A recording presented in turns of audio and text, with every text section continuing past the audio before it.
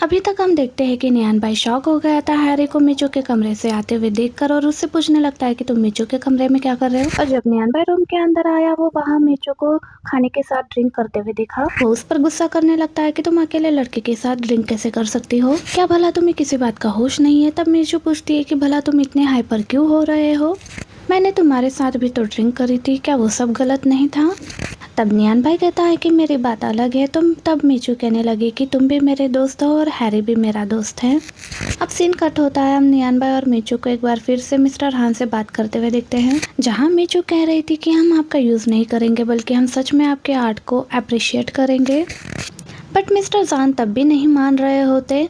तो नियान भाई उनसे कहने लगता है कि अगर आप किसी को भी मौका नहीं दोगे तो आपका आर्ट फेमस कैसे होगा, अगर ये फेमस नहीं हुआ तो लोग इसे सीखना पसंद क्यों करेंगे। तो तब मिस्टर जांग चुप हो गए क्योंकि इन्हें पता है कि ये जो कह रहा है वो बिल्कुल सही कह रहा है। कि तभी एक लड़का यहाँ पर आया और पूछने लगा कि क्या ये मिस्टर जांग का घर है, मुझे उनसे उनका आर्ट सीखना है। फिर तभी यहाँ पर एक लड़की आई, वो भी यही सब कुछ कह रही थी कि क्या ये मिस्टर जांग का घर है, मुझे उनसे आर्ट सीखना है। इन दोनों को देखकर मिस्टर जांग पूरी तरह से शॉक्ड होने लगे, यानी खुश होने लगे कि कैसे उनके पास 2 स्टूडेंट्स आए हैं। फिर वो दोनों कहते हैं कि हमने मिस्टर लुई की पोस्ट देखी थी जिसमें उन्होंने आपके आर्ट के बारे में बता रखा है, इसलिए हम आपसे आपके आर्ट को सीखने आए हैं। तो तब नियान भाई कहता है कि देखा, अगर आप हमारे कोलैबोरेशन को एक्सेप्ट करते हो, कैसे इन दोनों जैसे स्टूडेंट्स आपके आर्ट को पसंद करके आपके यहाँ आपके आर्ट को सीखने के लिए आएंगे। मिस्टर जांग तो बहुत ज्यादा खुश हो गए, ये दोनों सच में मेरे आर्ट को अप्रिशिएट कर रहे हैं और प्रमोट भी, इसलिए उन्होंने तभी मीचू के साथ डील साइन कर ली, ये कहते हुए कि मुझे उम्मीद है कि मुझे कभी तुम दोनों से शिकायत का मौका नहीं मिलेगा। मिस्टर जांग खुशी खुशी उन दोनों स्टूडेंट्स को अपना आर्ट दिखाने के लिए चले गए। तो हैरान थी कि बोला मिस्टर लुई हमारी हेल्प क्यों करा रहे हैं और उन्होंने कौन सी पोस्ट अपलोड की है, जरा मैं भी तो देखूं।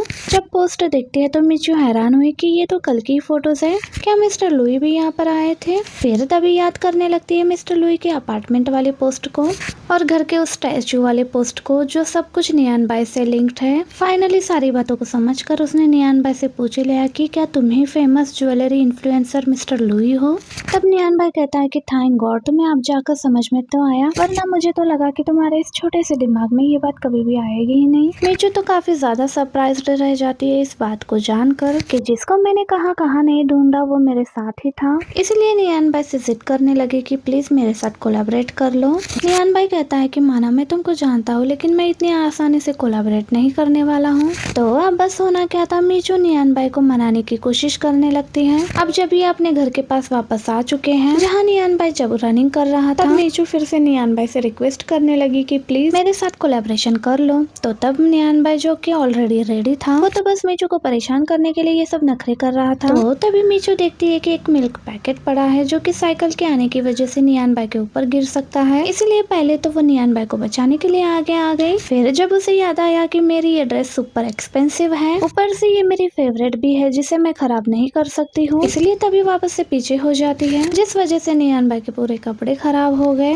तो नियान बाई पूछता है कि आखिर तुमने ऐसा क्यों करा, लेकिन जब मीचू को डांट रहा था कि तभी मीचू का पैर मुड़ता है तो नियान बाई ने एक्सीडेंटली मीचू के फोरहेड पर किस कर लिया, जिस वजह से मीचू भी शॉक्ड खड़ी रह गई। अब नेक्स्ट सीन में हम इनके अपार्टमेंट का सीन देखते हैं जहां नियान बाई मीचू के लिए फर्स्ट रेडी कर रहा था और मीचू नियान बाई की हेल्प कराने की कोशिश करती है, पर तभी कोई डोर पर आता है जो कि और कोई नहीं बल्कि हैरी है, जो मीचू को बताने लगा कि मैंने भी इस बिल्डिंग में अपार्टमेंट ले लिया है क्योंकि तुम यहाँ की बहुत तारीफ करती थी ना, इसलिए आज से हम दोनों नेबर्स हुए। तो तब मीचू खुश होने लग जाती है कि क्या ऐसा है। तो वही नियान बाई जिसका खून खोल रहा था इन सभी बातों को सुनकर कि ये भी इस बिल्डिंग में रहने के लिए क्यों आ गया, इसलिए उसने मीचू को आवाज दी अपने पास बुलाने के लिए कि मीचू ब्रेकफास्ट रेडी है एंड सॉरी मिस्टर हैरी, हमने सिर्फ 2 लोगों के लिए ब्रेकफास्ट रेडी करा है, इसलिए आपको यहाँ से जाना होगा। तो तब हैरी मीचू को बाय बोलते हुए यहाँ से चला गया, लेकिन तभी इसी बीच नियान बाई के हाथ पर चोट लग जाती है, इसलिए मीचू परेशान होने लगे और पूछती है कि बैंडेज कहाँ पर रखी है। तो नियान बाई बताता है कि मेरे रूम में। तब मीचू बैंडेज ढूंढने के लिए नियान बाई के रूम में जाती है और उसे वहाँ एक बॉक्स दिखता है जिससे पहले पहले कि वो उसे ओपन कर पाती, और तभी नियान भाई आकर उसे रोक देता है। मीचू पूछने लगती है कि भला तुमने ऐसा क्यों करा, तो तब बात चेंज करने के लिए वो कहने लगता है कि मैं तुम्हारे साथ कोलैबोरेशन करने के लिए रेडी हूँ। अब ये सुन मीचू इतना ज्यादा खुश हो गई कि बुरी तरह से कूदने लगती है कि क्या सच में तुम मेरे साथ कोलैबोरेशन करने के लिए रेडी हो। और फिर उसने नियान भाई को दिल से थैंक्स करा, जिसके बाद नियान भाई उसको अपने रूम से बाहर लेकर जाता है। और फिर इसके बाद हमें रात का सीन दिखाया जाता है। नियान भाई फिर से उसी बॉक्स को ओपन कर रहा है जिसके अंदर ग्लास का सेम वही पपी है जो कि टैंक के पास भी हुआ करता था।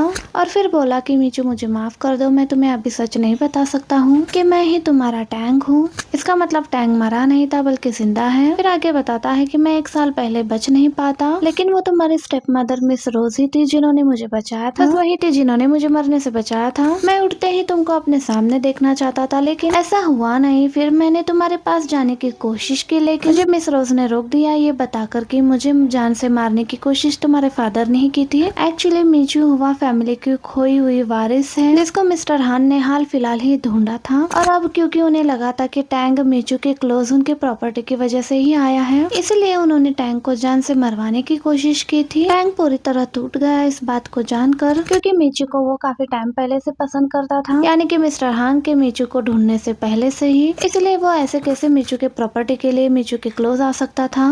वेल अब आगे दिखाया जाता है कि वो मीचू के फोटोज को देखकर उसे काफी ज्यादा मिस कर रहा होता है, और साथ ही उसे न्यूज भी मिली कि मीचू ने हुआ फैमिली को एक्सेप्ट कर लिया है एंड उसकी नजरों में टैंग मर चुका है। और तब टैंग और भी ज्यादा हर्ट हो गया था इस बात को जानकर, और फिर हमें बताने लगा कि भले ही मैं मीचू के सामने नहीं जा सकता था, लेकिन मैंने चुप कर उसका ध्यान रखा था। फिर हमें दिखाया जाता है कि कैसे मीचू ने एक रेस्टोरेंट में अल्कोहल ऑर्डर की थी, लेकिन जब ये बात टैंग को पता चली कि मीचू ने क्या क्या ऑर्डर किया है, तो तब वो अल्कोहल मना कर देता है। वो मेरी ही गर्लफ्रेंड है और हम अभी हाल फिलहाल अलग हुए हैं, और मुझे पता है कि वो अल्कोहल ज्यादा नहीं पी सकती है, इसलिए आप उसे वो मत दीजिए और कह दीजिए कि अल्कोहल खत्म हो गई है। फिर वो बताने लगता है कि मैं तो तुम्हें दूर दूर से देखकर ही खुश हुआ करता था, और फिर गलती से तुमने मेरा दिया हुआ नेकलेस खो दिया था, तो वो मैंने किसी तरह से वो तुम तक पहुंचा दिया था। मेरे लिए बहुत दुख की बात थी कि मैं चाहकर भी तुम्हारे पास नहीं आ सकता हूँ, लेकिन वो सब सिर्फ मेरी मजबूरी थी। फिर वो मिस रोज से कहता है कि मैं मिस्टर हान से बदला लेना चाहता हूँ, उनकी असलियत को सभी के सामने लाना चाहता हूँ, मीचू के भी। तो तब मिस रोज कहती है कि ऐसा करना बहुत डेंजरस काम है, यानी अगर मिस्टर हान को पता चल गया कि तुम जिंदा हो तो तुम इमेजिन भी नहीं कर सकते कि वो तुम्हारे साथ क्या करेंगे। इसलिए तुम सभी से चुप कर मेरे साथ रहो, हम दोनों साथ मिलकर बिजनेस स्टार्ट करेंगे और हमेशा खुश रहेंगे। पर टैंक फिर भी नहीं माना था, उसने सिर्फ मिस रोज से हेल्प मांगी थी मिस्टर हान के घर में घुसने के लिए। और अब फिर वो इस दिन के बारे में बताने लगता है कि कॉफिन में उस दिन मैं नहीं था बल्कि मेरी तरह एक डुप्लीकेट डमी थी, जिस वजह से लोगों को मेरी डेथ रियल लगी थी। पर जब वहाँ मैंने मीचू को बहुत ज्यादा ही रोते हुए देखा था, तो तब मैं खुद पर कंट्रोल नहीं कर पाया था एंड फिर तब मैं उसके सामने ही आ गया था। फिर जब जब मीचू मेरे सामने आती रही तब तब मैंने बहुत कोशिश करी कि नियान भाई के कैरेक्टर में रहने की, लेकिन मीचू को हक करने से और किस करने से मैं खुद को रोक नहीं पाता था। पर कोई नहीं, एक बार मेरा मिशन कंप्लीट हो जाए, यानी मैं मिस्टर हान की सच्चाई सबके सामने लेकर आऊँ, फिर मैं मीचू को बता दूंगा कि मैं हूँ उसका टैंक हूँ। पहले अब हम प्रेजेंट में देखते हैं जहाँ मीचू सो रही होती है, तो टैंक अब यहाँ उसके पास आता है और वो बहुत ही प्यार से उसके ब्लैंकेट को भी ठीक करता है। साथ ही टैंक ने मीचू के स्लीपर्स को भी सही करके रखा, और फिर वापस जाने से पहले उसने मीचू को फोरहेड पर किस भी करी। और फिर जब रूम से चला जाता है तो हमें पता चलता है कि मीचू सोई नहीं थी बल्कि जगी हुई है। मीचू को उसका ये सब करना अच्छा लगा कि वो कैसे उसका ध्यान रखता है। वेल अब हम नेक्स्ट सीन में देखते हैं टैंक एक लड़की से मिला जिसने उसको अपने काम के लिए रखा था, यानी ये लड़की उस आदमी को अपने पैर के जाल में फंसा कर यहाँ लाई है जिसने टैंक को शूट करा था। बाय द वे अब वो उस लड़के को पैसे देकर यहाँ से उसे भेज देता है। अब वो उस आदमी के पास आया जिसे टैंक ने अच्छे से बांध रखा है, और फिर पूछने लगता है कि आखिर तुमने मुझे किसके कहने पर शूट किया एंड तुम्हें ये फेक आईडी और पासपोर्ट किसने बना कर दिया था।